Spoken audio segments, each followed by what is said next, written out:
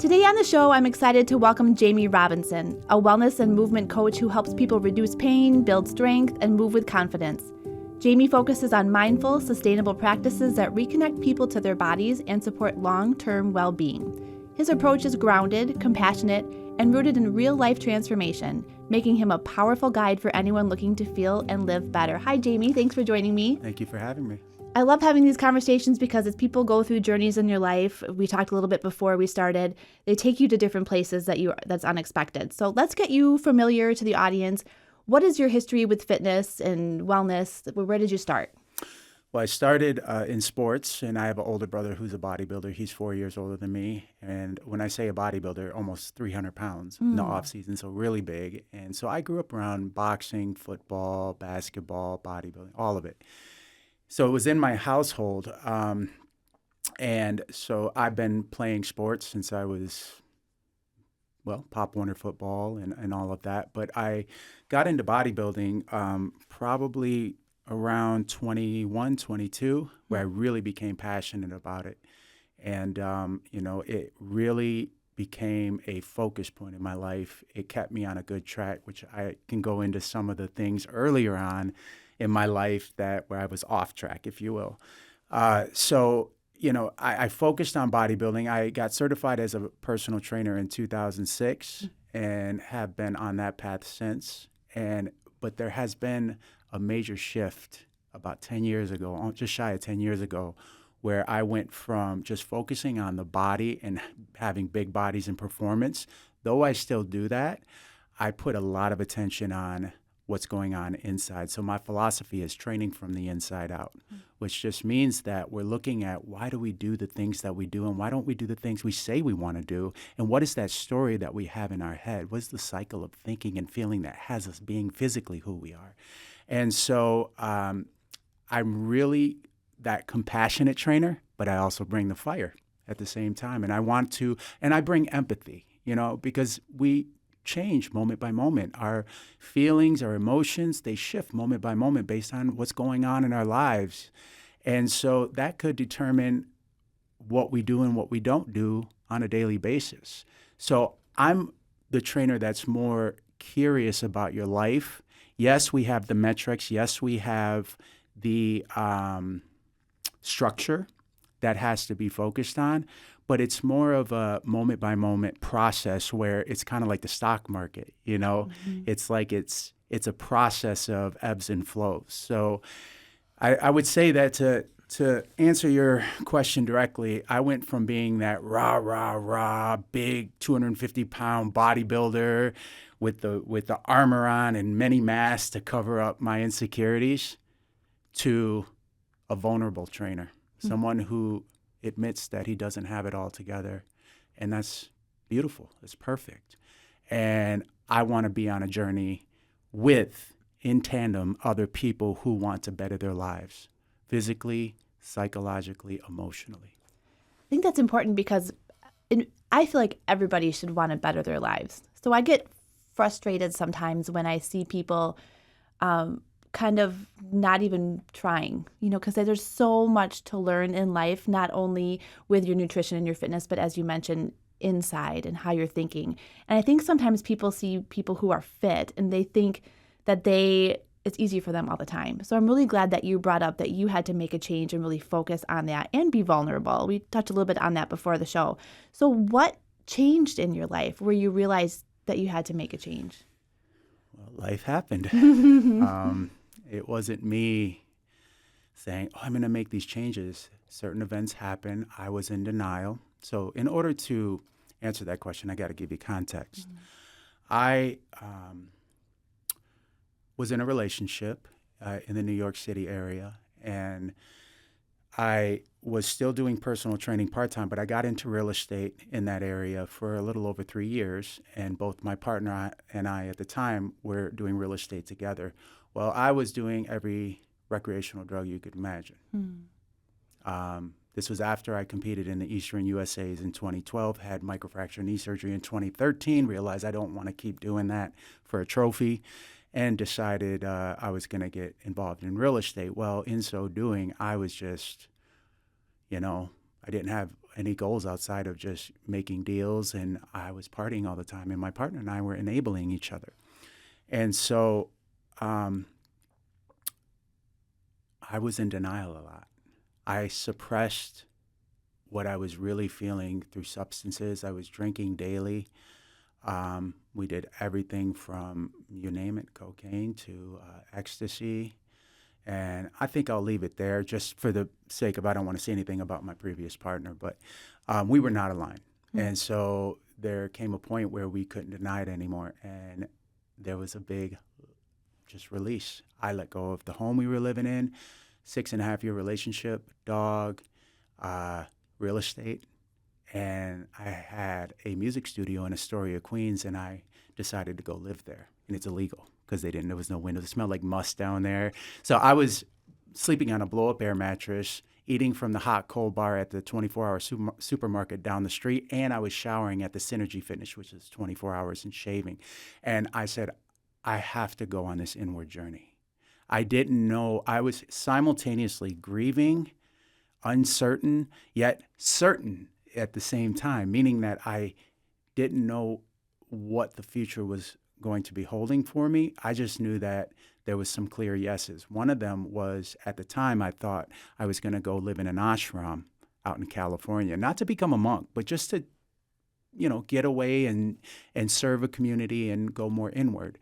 And so that process was a very interesting time because, I was letting go of an identity. So there was the real estate and all that, but also just the body.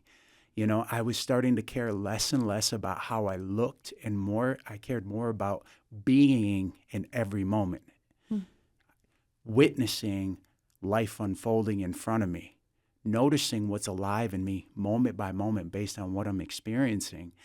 And so I lost a lot of weight doing that. I said, I don't care about calories anymore. I don't care if I weigh 220, 30, 40, 50 pounds.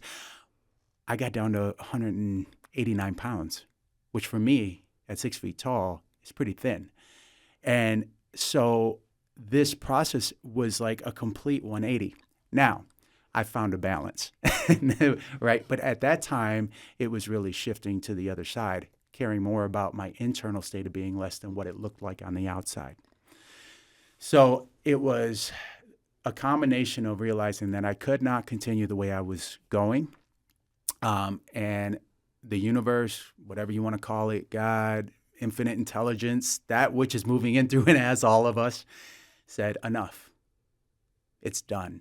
And I don't want to say force, but there was some resistance within me, and the universe was like, no, go.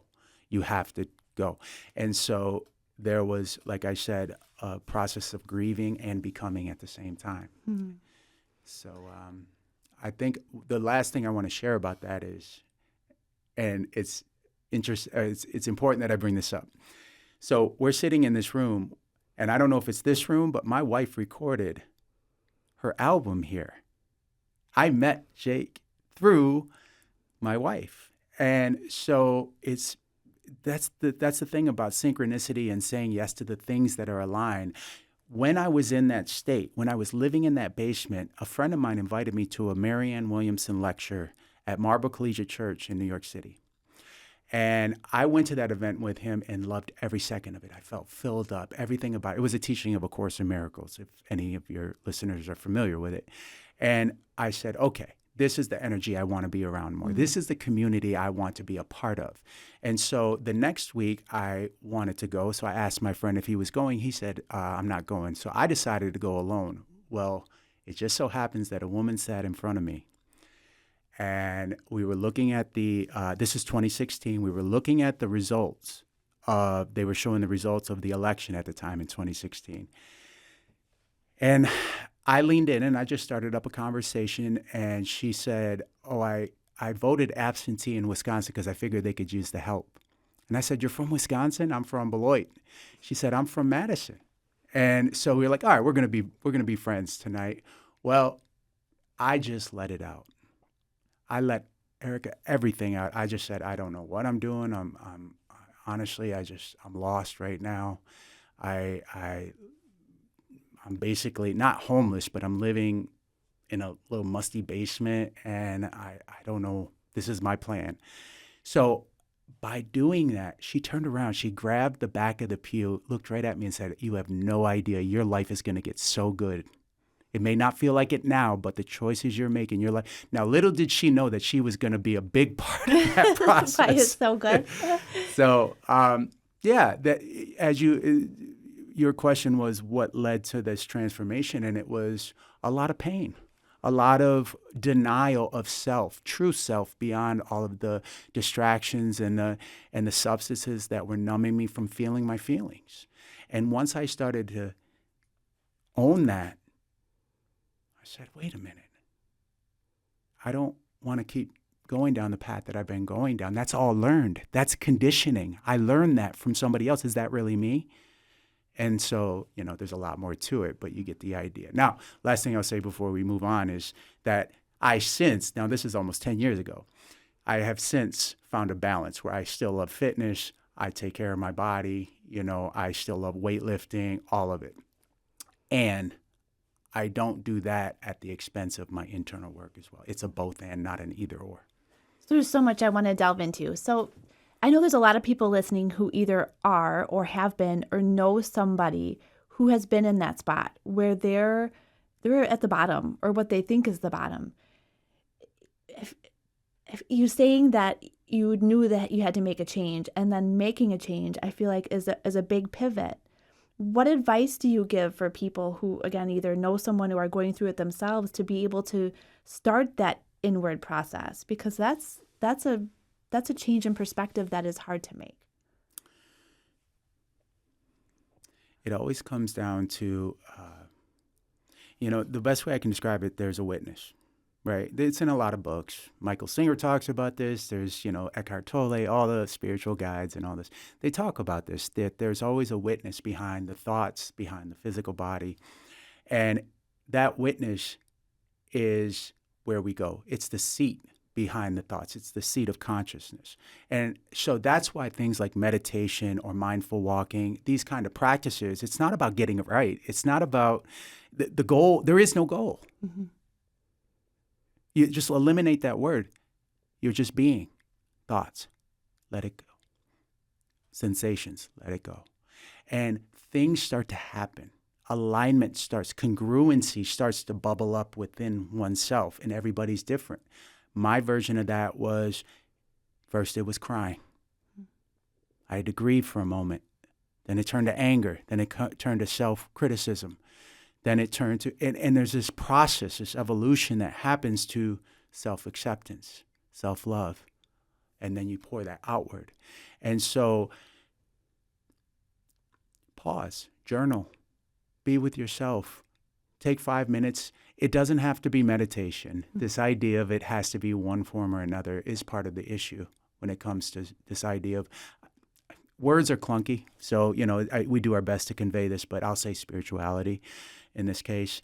So being on a spiritual path is just literally being. It's becoming a witness to your experience. And then all the actions come from that, right? The aligned actions. And here's the thing, is that when we start to operate from that deeper place in the world, we know where our boundaries are. We know who's aligned and who's not. We say yes and we say no based on that clarity within us. But so spiritual living is more about living in power and creator consciousness as opposed to reactivity based on what's happening out here. So I would say journaling, meditation, if that works for you, mindful walking, or groups that focus on this kind of stuff. If you're a man and you want to be a part of a men's group, or, just get into community with like-minded people who share these philosophies, these thoughts. And I don't even like that word philosophy. It's more just a way of being in the world. Yeah, you really learn your tribe, right? When you're in an environment where you may be partying too much, or you're around people who bring you down or feel toxic. And then when you start to have that self-reflection and you start to feel more at one with your true self, you're right, those other people that are supposed to be in your life come there. And it's really, we talked before the show, it's those breadcrumbs that you're on the right track and doing the right things with the right people. What type of experiences have you had? You mentioned that, you felt spirit with you, help guiding you along the path. What was that like for you? They're gentle nudges. There's an intuitive hit, and words can't describe it. It's like, yeah, I'm going to do that. It doesn't really, I don't know why it makes sense, but it does. And I'm just going to do it. I mean, I'm here right now for that reason. I was at the event earlier for that reason. I'm in Wisconsin for that reason. All of this has to do with the choice to do more self-inquiry. Now, there are many tools that you can use, such as the work of Byron Katie, so if you're asking me for your listeners of different things that they can look into to help on this journey, the work of Byron Katie, asking ourselves some of the stories that we tell ourselves, is it true? Who do you become when you believe that thought? Who would you be without it? Right? So there's practical tools, and a bunch of them. Nonviolent communication, look into that. But we all have an intrinsic knowing within ourselves, and we're all uniquely built. Life, and I use this every time, life is moving and having its being in us, through us, as us, right? Most of our bodily processes we are not under conscious control of. They just happen on our behalf. We identify as a fitness person. That's learned. That's a choice. And you can choose different in any moment. Now, I love fitness. I'm going to do it, hopefully, for the rest of my life. Right. It's a passion of mine. It's something I'm really good at and very knowledgeable about. So if you decide you want to talk more about that side of things, I'm open to that as well. But the foundation of what I do is just really focused on everything we're talking about right now, which is, connection to self. Every day you wake up is an opportunity to live the life that you desire. Are your actions aligned with that desired outcome? And if not, let's talk about it. Why? What are you feeling? What are you needing? Is your life set up for you to actualize the life that you say you want? Is there fear, doubt, worry, uncertainty? Do you need support? Right? Your needs, your feelings. I'm feeling overwhelmed. I'm feeling stressed. I'm feeling scared. I'm needing support. I'm needing clarity. Okay, well, let's focus on that, because the rest will take care of itself. You're going to go for the walk. You're going to choose the other food. Or if I always say this, and let me know if I'm going all over the place too much, but if somebody is eating a lot of sweets, for example, late at night, and I got to give credit where it's due. My wife, Melissa Simonson, is the one that brought this to my attention, coming from David Bedrick. I hope I said his name right. If you're reaching for sweets, where are you lacking sweetness in your life? You notice the tone that I have right now as a personal trainer. I'm attracting, by being this person, compared to the just get it done, right. Eat the chicken, eat this, eat that. I'm attracting a certain energy of people. Like you said, some people leave, some people come in, both are a blessing, right? And so I'm attracting that. I'm allowing that into my life by just living it inside first and then expressing it outwardly. And those who are not aligned, I love you and goodbye. Good luck. Yeah. Yeah, I wish you well, because I love everybody, and I mean that. And for those who are meant to be in my life for whatever purpose, for however long, I say yes, and so it is. Let's co-create life. And I think it's important that we learn from everybody, right? Because when those people come in your life, usually it ends up for a reason. You're supposed to learn something, or they're supposed to learn something based on your interaction, which I think is really cool when you look at the universe or life that way, that you understand that everything is there to happen for you, not to you. And it's really including those relationships. So it's kind of fun to approach life as a learning tool along the way. Mm-hmm. So as you started down this journey then and spent more time within yourself, what did you start learning about yourself and finding your strengths that you knew that you wanted to share this with other people? It was a process, of course. Like I said, I had no idea I was going to get back involved in the fitness industry at the level that I have.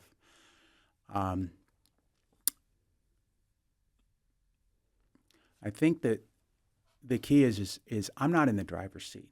And this is in our culture, that sounds like what's the word I'm looking for? It sounds counter to what our society deems like productive. Like, you know what I'm saying? Like, Yeah. it's like, you got to go out and make it happen.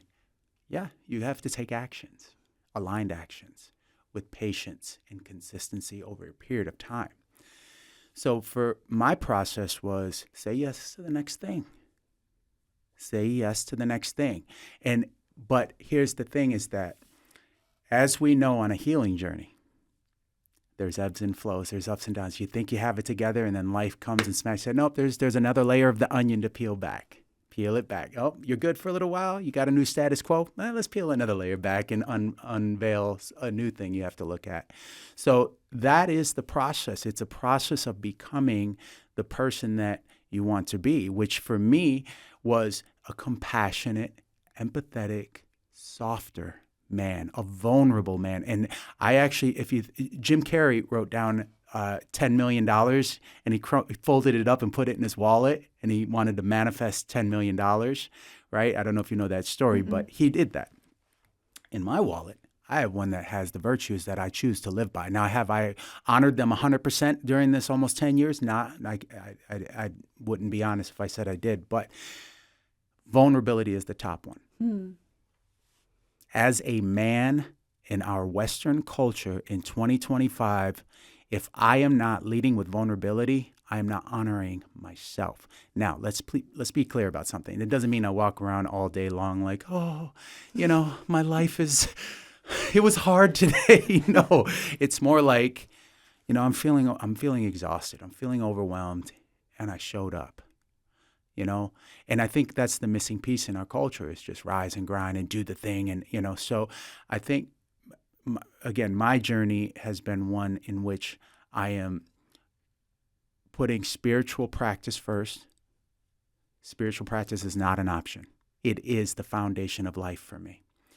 Everything else comes from that. All my appointments, I show up with that. So when I think about that list that is in my wallet, that's part of my spiritual practice. Vulnerability, honesty, compassion, listening, to create a container of trust with human beings so that we can be that space for one another.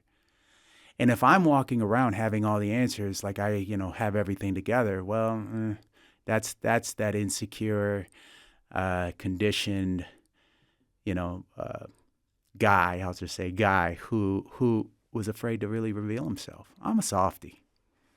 Well, I think a lot of people are afraid to reveal themselves when they want to appear as their picture perfect, but nobody is, right? I still do it. I'll post up a picture and I'm like, oh, that angle wasn't right. And I'll cut the picture. Now, I catch myself more. And this is the beautiful thing about the honesty is like, yeah, I don't claim to be on the other side. I'm not enlightened. And I never will be. In fact, that's the beauty is I'm on a path to reaching enlightenment and I will never get there in this lifetime. Right. But the quest, that is the quest. That is the vision, right?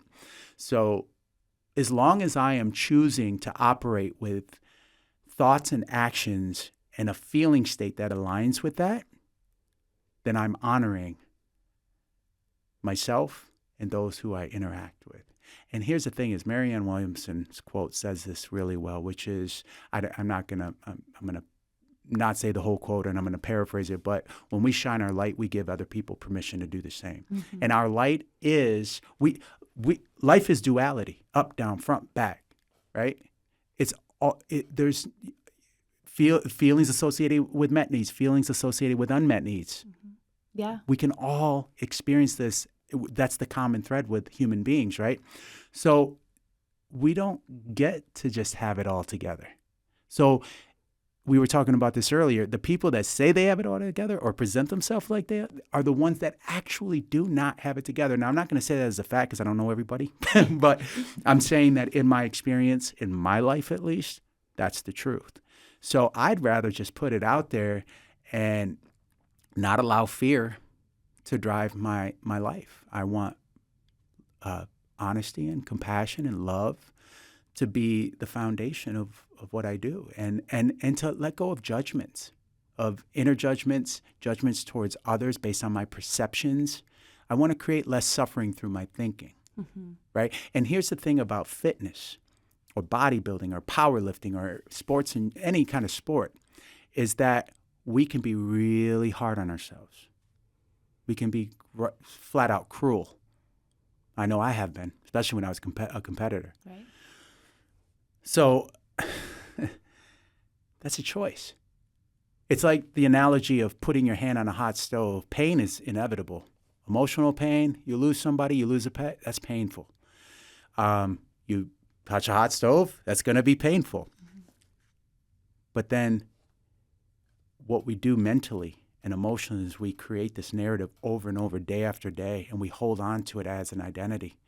And if things don't go exactly how we need them to go, we get upset, and it's this person and that person. Well, the analogy is that pain is inevitable. Suffering is a choice. You kept your hand on the hot burner. You're choosing that every day. So my goal is, how do you be in this world of fitness and health, well-being, bodybuilding, whatever you want to call it, they're all labels, and pursue your passion, yet reduce suffering in the process. And that sounds like an interesting task. That's a tall order because the process of competing is pretty rooted in suffering.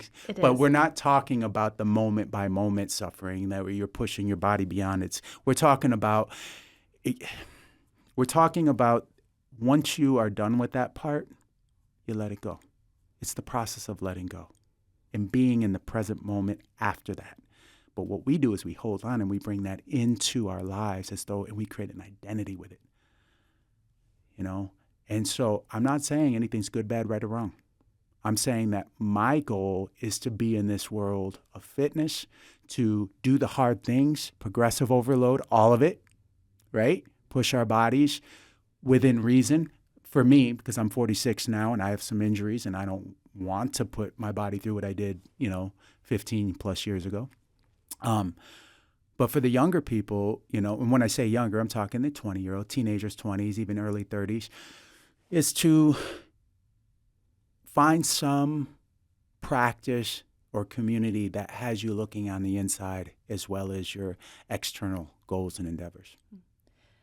So I'm going to delve into that a little bit too. So for me, I got into bodybuilding at age 45, competed my first show in 46. But for me, doing something hard like that was so empowering for me because that was not something I had challenged myself to do in a journey that was just mine, right? Like I built a business, I had raised kids, I had done great things, but this was unique to what I was doing. I put forth the effort and I saw the result.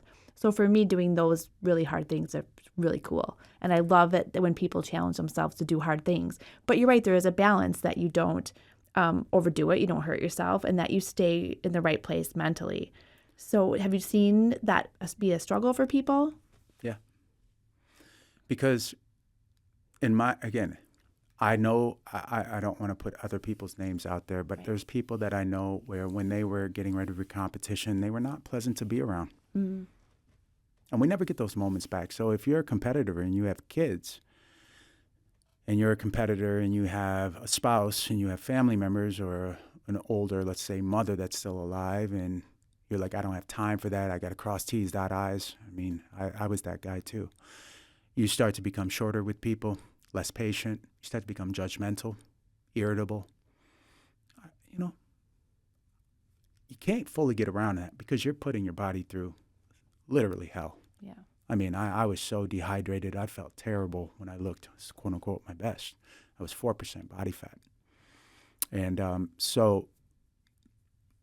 I don't have the answers. It's not about having answers. It's just I encourage all of us as human beings co-creating life together to pursue your passion because that fills you up. You're empowering yourself and others. Be the greatest you can be. And I guess the challenge then is, can you do that and be somewhat pleasant to be around? Mm-hmm.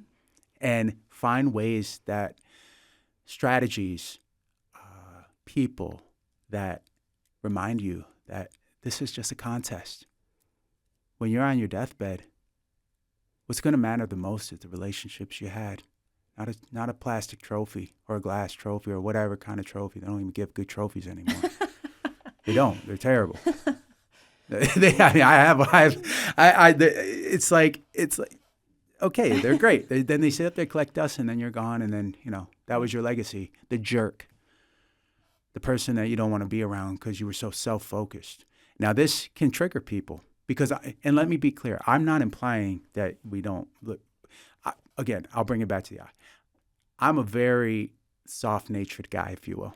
Like I'm goofy. I like to play around. Very compassionate. At least that's what I tell myself. But when I get focused, you're in my way. Get out of my way. You're slowing me down. I can't do this, I can't do that because X, Y, and Z, because I got to be the best. You end up becoming isolated. And then you're alone. And when you're on your deathbed, you're not going to care about the trophy. You're going to care about being alone. So my thought is, can you have both? Absolutely. And my answer to that is absolutely. Why can't you? Of course you can. Right. And this isn't for everybody. I mean, I know some big teddy bears who, like, I know people who at the top level of bodybuilding and powerlifting, who even during competition. I mean, look at people like Kai Green. I'm sure he has his moments, but Kai Green's awesome, man. Like, that guy's fun. He's joking. He's artistic. He's meeting with people, and he's built quite a legacy as a bodybuilder for himself.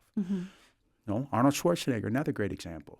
It's possible, but many competitors that I've known, and I know a lot of competitors from the top IFBB pros all the way down to, the lower level, amateur, is people can become very mean and stay away from me.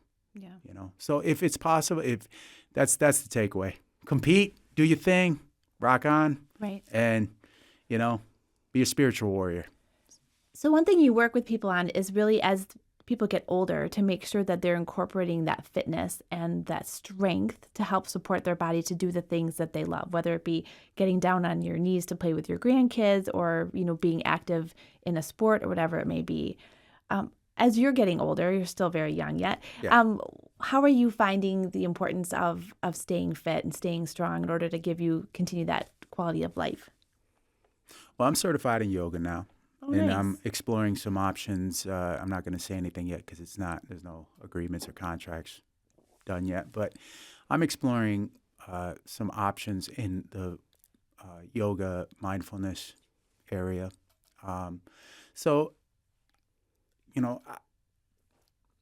I still lift weights because I understand the importance of it, but I don't abuse my body like I used to. Okay. That's the first thing, is for younger competitors who are competing at the top level, you just have to do that. There's no getting around it. You really do. You have to push your body to the max. Crazy amount of reps, drop sets, supersets, and the diet and the supplements and all the stuff that go with it, right?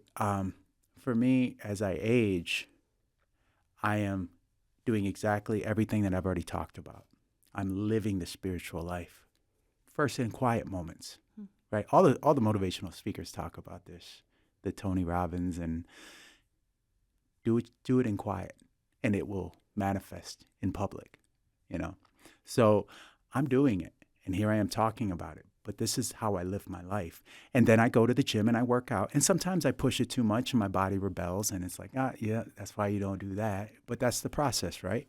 Because I am competitive and I never will not be competitive. Right. I love it. Like you said, it's empowering. So that's my process, is to make spiritual practice the foundation, not go into this life with an either or concept, like, oh, if I'm doing this, I can't do that. I live both. I'm a spiritual being in a physical body, and hey, man, my body temple, I want to keep it looking good, right. As I age. So there's that, but I don't want to keep it, quote unquote, looking good at the expense of how I feel. Right. So that's my mindset going into training now compared to what it used to be now. And I approach my clients with that same mentality. And of course, my client base has changed because I'm training for longevity. I'm training for balance. If you got hip, issues, your knees are bothering you, you got low back issues. We're looking at your whole life, whole life, and doing movements in a modified way and progressing from there, learning how to get your body moving and functioning properly again. And here's the thing is that in my experience, when I say most people, I'm talking about most people that I've worked with, they're not connected to their body. The neurons are what tell muscles to fire, your nervous system. So most people are like, I don't feel it. They don't have no clue what's going on.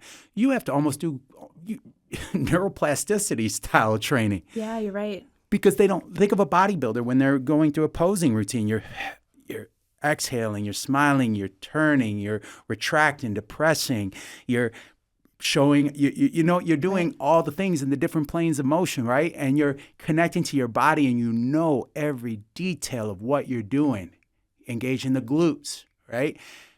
You need to bring that to the gym. And that's what I teach, slow loop motor control. It's like people who go, if you're in a car accident, let's say, and you're relearning how to use your body properly so that you don't atrophy in certain areas and overdevelop in other areas, you use external stimulus, sometimes muscle stimulators, but then you do modified exercise in a slow fashion so that your nervous system can be re-educated. I find that people who have, quote unquote, been in the gym for many years really don't know what they're doing and they're not connected to their body like they need to be. So we kind of start over. And I'm pretty good at bringing that to their attention, not from a place of like, like I said, blame, shame, or guilt, right. From a place of like, hey, do you want to feel better? This is what we do. And my success rate is very high. And most of my clients now are people who are focused on this kind of life, who just have maybe their hips are bothering them, or knee, or they just need general weight loss, or they're just, like you said, functional strength. They don't have good functional strength.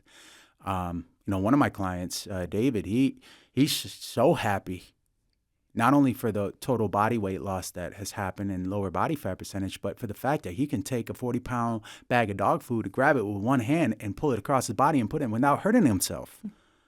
That wasn't possible before. That's quality of life. And that's what I mean is quality of life looks different for everybody. But at the end of the day, for all of us, if we don't feel good, and that's why I say this, it's on my website, Health is Wealth. If you don't believe me, try enjoying the things you love when you're not feeling well. Try it. Right. Yeah. You have a million problems until you don't have your health. Then you only have one. That's it. And we all know it, but right. we don't live it. And that's my goal, is to live it to the best of my ability. Again, I'm not perfect at it because I am so conditioned. I'm 46. I started this more, I would call it an inward journey or spiritual journey, in around 2016, so not even a full 10 years. And you know what? It's been a bumpy road at times, man. Just this last week, there's been some pretty big bumps in the road, and I'm feeling them, but that's why we're here, to talk about this stuff, vulnerability. Well, those bumps in the road, they can throw you off course when you start that fitness journey. We've got the New Year's coming up in 6 weeks now or whatever it is. It's crazy. Yeah. But a lot of people want to start off the new year with those goals and those intentions, and a lot of people fall off of that really quick. Like, it's important to let people know that you are going to have those bumps in the road. And how do you get people to stay moving forward, whether it be, again, with their spiritual journey or fitness or nutrition or whatever their life journey is? When those bumps come, staying course is difficult. 2 words: compassion and empathy. For yourself. Well, as a trainer. Oh, okay. Yep. When my clients they feel seen, heard, validated, they don't feel shame, there's an opening. Again, I don't have the description of like how to convince anybody that this is the way. Right. This is the way that's worked for me with the client base that I have, which means that I show up compassionately. How are you feeling today? Maybe we don't push as hard today. So this idea of falling off is a story in itself, or getting off track. Getting off track is part of the track. This is life: up, down, front, back. Bumpy. Yeah, it's just what it is. Yeah. And so the more support we get, cheerleaders in our corner supporting us, expert guidance, accountability, the more that we have that in our lives, we make it through the hard times. We do. Yeah. But it's not going to come from shove your feelings down and just do the thing. It's going to be a both and. Are you exhausted today?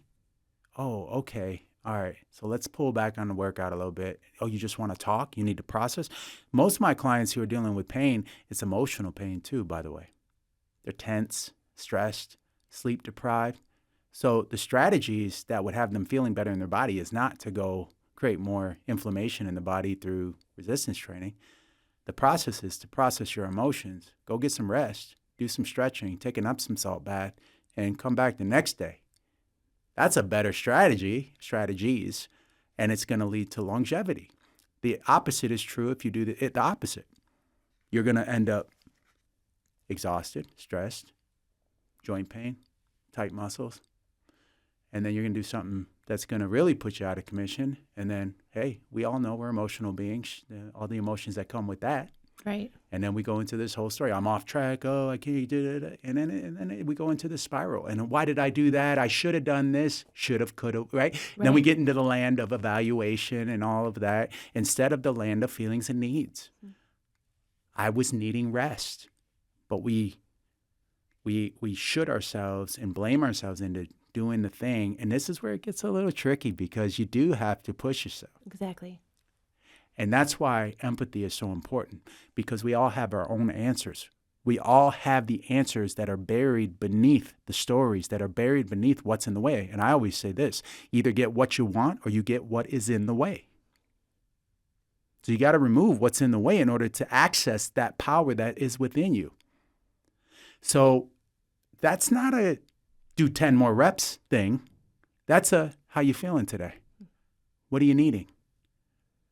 And it's and again, there may be some pushback by some of the listeners, and I understand that because yes, while I say this in the same breath, I've been there. I've been shaking over a bench like dehydrated and like feeling like I was about to pass out because I was so out of it. Slow, low carb, water loading, carb load. I did carb loading, and then I'm honest, I was on diuretics towards the very end, which I couldn't have got down to 4% body fat without them, and I was cramping every 2 seconds. My lips were glued together. It's terrible. Yeah, that's a different level of, But, it's a process. I did it, and I'm not saying, let's be clear about something. I'm not saying anything negative about that. Mm-hmm. I have some of my friends, I don't want to say closest friends, but friends that I have are still competitive to this day, and they're amazing people. Right. It's not about you shouldn't do that because I'm not doing it now. Right. I mean, I'm just one guy still learning about life myself. Mm-hmm. But I do care about, what I've done is I was doing it this morning at the Chamber of Commerce meeting, is I'm developing short lists of practitioners who specialize, even personal trainers in specific areas of focus. And that goes for other modalities, be it massage, chiropractor, all of it. So I need a short list of people in different areas because proximity is important for people too. So I want to be able to, as I give, I receive. Right? That's the cycle of life. Breathe in, breathe out, right? So as I'm doing that, I'm enhancing my life, doing a service to the client, right? So, but what I'm getting to is that I'm calling in to my own practice, my relationships with the work I do with those who align with everything that I'm saying right now. And if other people are still in the phase of competition and pushing their body to that max, there's trainers here for that.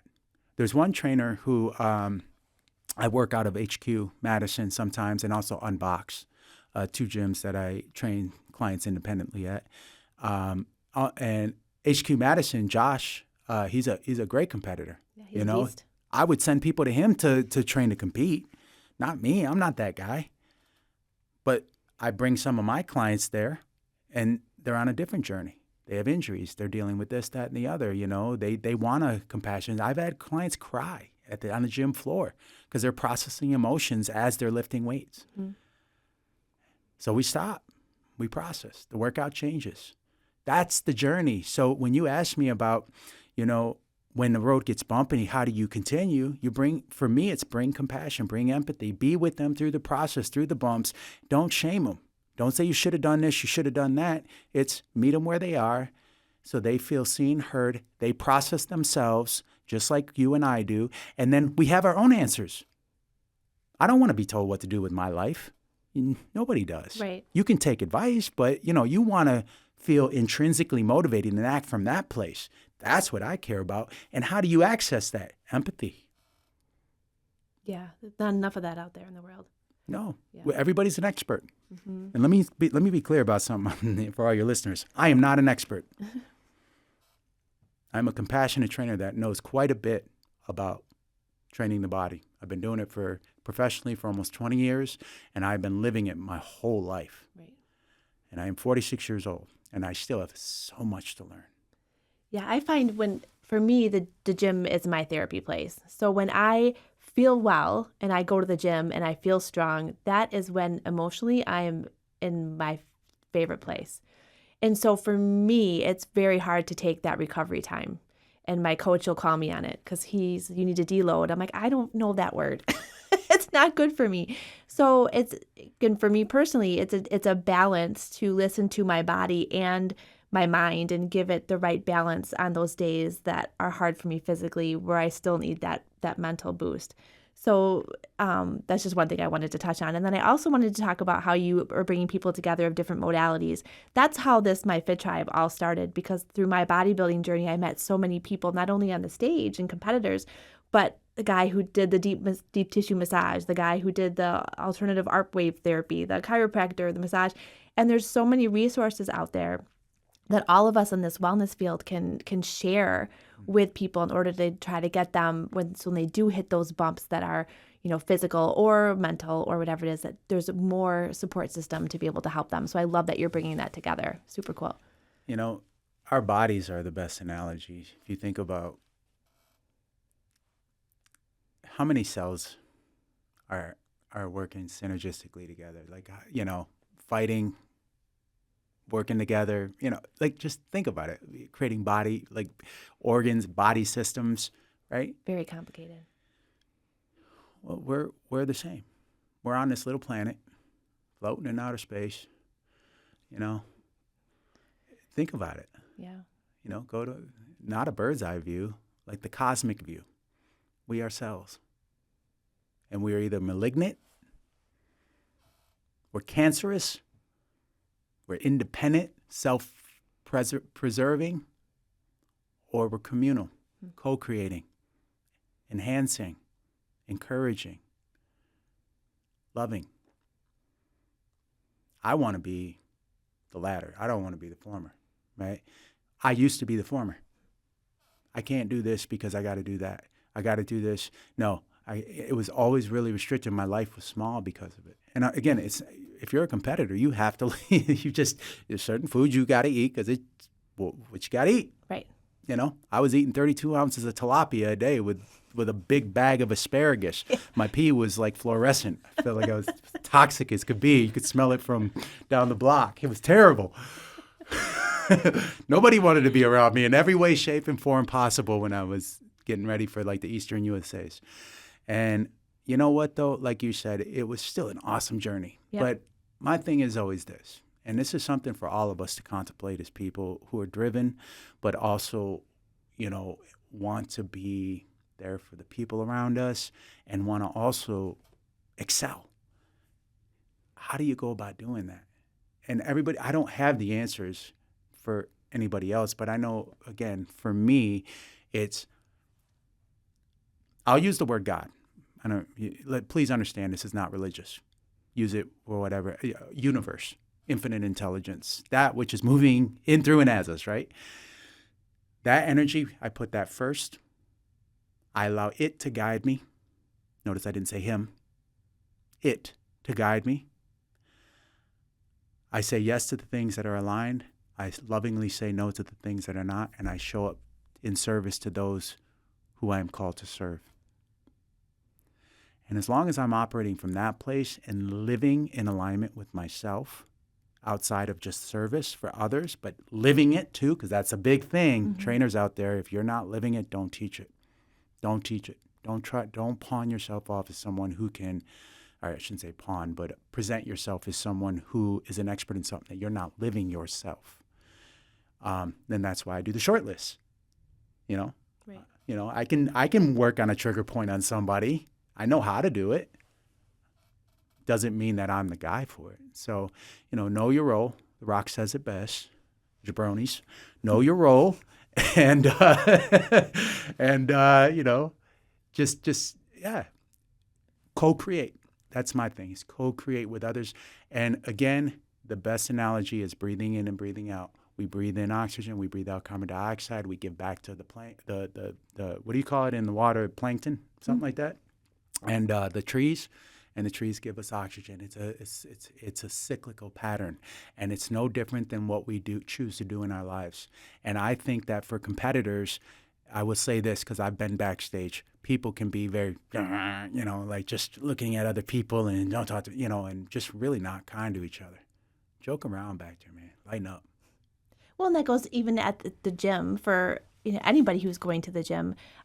Most days when I go and I see someone working hard, I tell them, hey, you look great. You're doing a great job. You're working hard. And not to make them feel uncomfortable, but to let them know I see them, because it does take effort to go to the gym regularly. And I see that they're changing their body composition and they're working hard and that they're feeling good doing it. So if you're at the gym, tell somebody there, you look great. You're doing a great job. Or go to the gym and say hello to somebody new. But doing those little nice things for other people also changes your vibration to make you more in alignment. And we've had several podcasts that we have experts that come on and scientifically state that it's better for your health if you're helping other people. So it's really crucial that as we're learning to be our best version of ourselves with our body and our nutrition and our mind and our mindset and our spirit, that a big part of that last portion especially is making sure that we're weaving in being kind to other people and how much that is a part of the process. And ourselves. It starts with ourselves. It's amazing how kind we can be. We can put on a show, a front, you know, be kind to people, but internally there's so much insecurity, self-doubt, you know, and that's what I lived with. Excuse me. You know, I was in a men's group 2014. There's a lot of backstory. I got so many stories, as we all do. I was going to get married with this former partner I was talking about, and I called it off. But it took me being in a men's group in order for me to have the courage to move on and say, no, I'm canceling this. Now, that was a challenging time, but I'll never forget. I don't know, I might be exaggerating, but I think it was around 30 men outside. I think we were in Central Park somewhere, New York City. It was dark out. Huge circle of men. And I just remember, and I'm still connected with one of the guys on social media. He comes up to me and says, can I swear on this podcast? Yeah, you're fine. Who the fuck are you?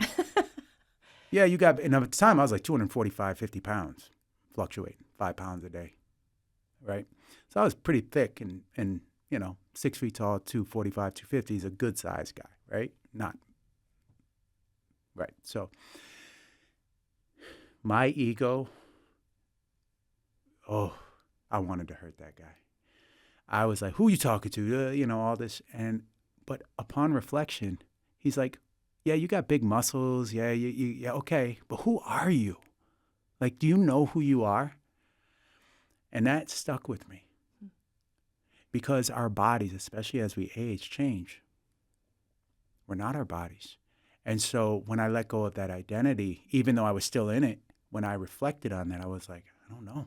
If I was honest with myself, which I was, I don't know. I'm scared. I'm not living aligned. I'm numbing, you know, I'm numbing myself all the time. I'm trying to put on a good show. I'm just putting on this facade. Like, I don't know who I am. I'm just doing stuff and holding on to this big body. Well, I was so not tuning into myself that I was going to get married to somebody that I knew wasn't aligned, but I was way too afraid. So you talk about somebody. So here's this guy, 245, 50-pound, muscular, no neck. My traps and my lower ears were roommates at the time, and I now have plenty of real estate in my neck. Feels good. So I only say that because once I started to tune into that, I was so scared. I was like a scared child. And then now I done some informal studying about childhood trauma and stuff, and been doing some work with a therapist myself, and it all stems from way back then. And I'm not interested in going into that right now, but the point is that I realized like how I adapted. That's how I adapted, and I got validation. I actually got rewarded for being the way that I was. Right. So it became an identity. And so who am I outside of this? I don't know.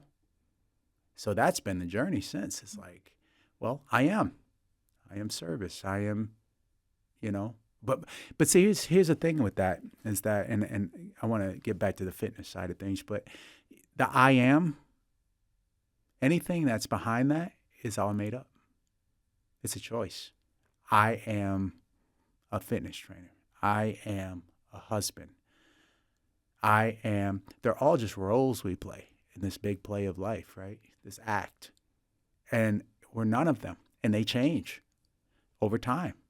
So if you were that, you would be that all the time. The whole time you have consciousness, but you're not. I am a person who has 2 arms. Well, tomorrow you might have 1. Right. I am still here. That's what you would say to yourself. So that's who you are.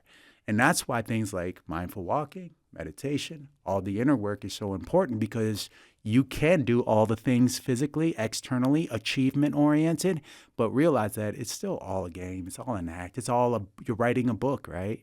Like my chapter of competing has been written. I'm clear about that. Like of that part of being so big and taking steroids and stuff, it's over. I'm a father. Yep. When I say I am a father, it's a role that I'm playing. But I'm going to show up. That's my goal. You guys, like people say, what's your goal? I'm here to serve my clients, but also be such a present, amazing father. That's the most important one. Teach my daughter to tune into her experience, her feelings, what she's needing, and be able to communicate that clearly. So anyways, back to the fitness though, is I just think we can have it all. I think we don't have to wait, but most human beings have to go through their own process. Somebody 20-year-old bodybuilder listening to this right now may not resonate with some of it, maybe not any of it at all. I don't know.